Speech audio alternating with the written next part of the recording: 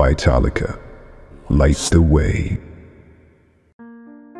سلام، به پلتفرم ویتالیکا خیلی خوش اومدین.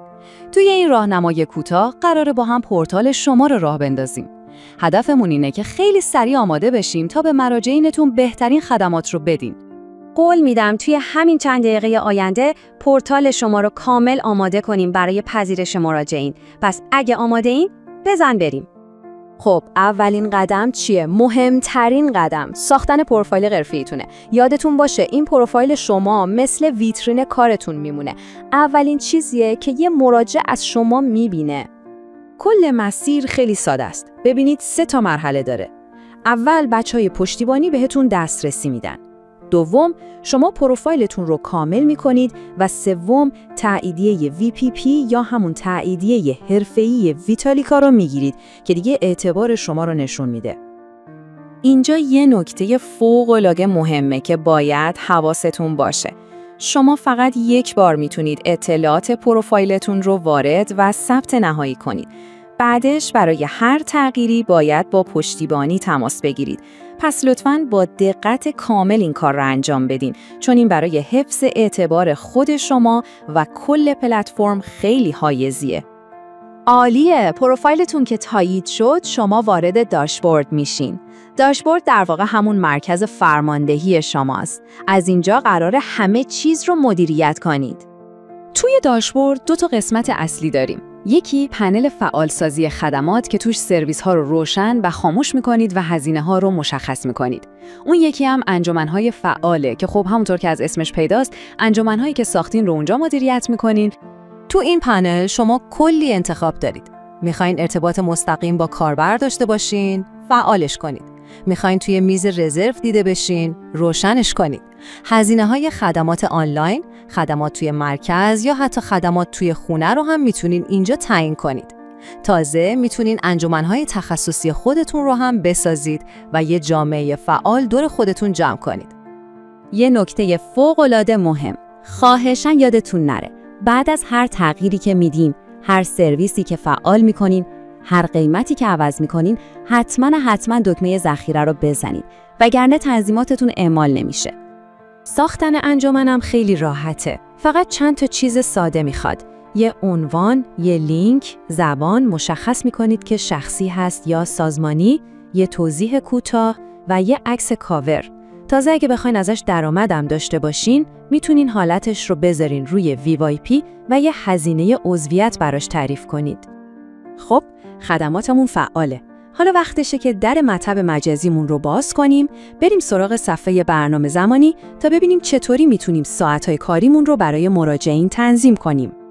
بذارید یه مثال واقعی بزنیم. فرض کنید میخوایم برای فردا از ساعت 8 تا 10 صبح 4 تا وقت 30 دقیقه‌ای پشت سر هم باز کنید. این کار رو چطوری انجام میدیم؟ آب خوردنه. ببینید، اول زمان شروع رو میذارین 8 صبح.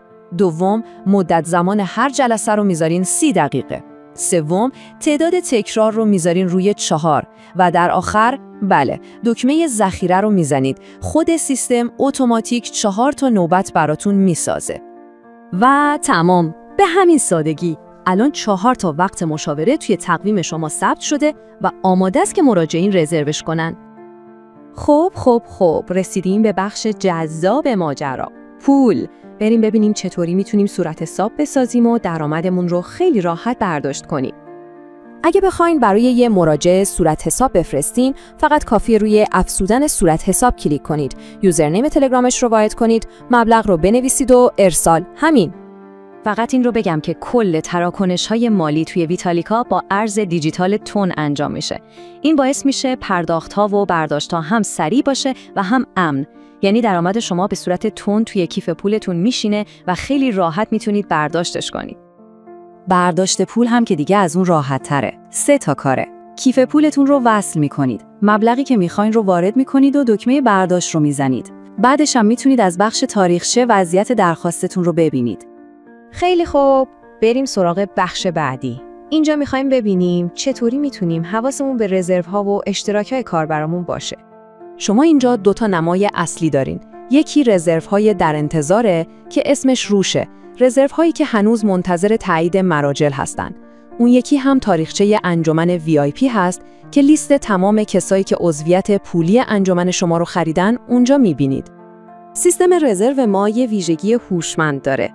برای تایید نهایی 2 تا راه هست. راه اول اینه که خود مراجع تایید میکنه و پول مستقیم میاد به حساب شما.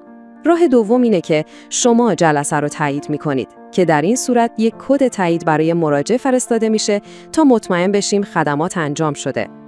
و اما بخش آخر. میخوام بهتون بگم که شما هیچ وقت تنها نیستین. ما همیشه اینجاییم تا بهتون کمک کنیم.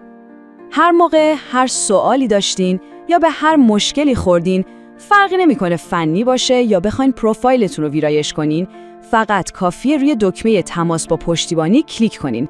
تیم ما شبانه روزی آماده است تا کمکتون کنه. خب تبریک میگم، پورتال شما آماده کاره. حالا همه چیز مهیاست تا شروع کنید. فقط یه سوال میمونه.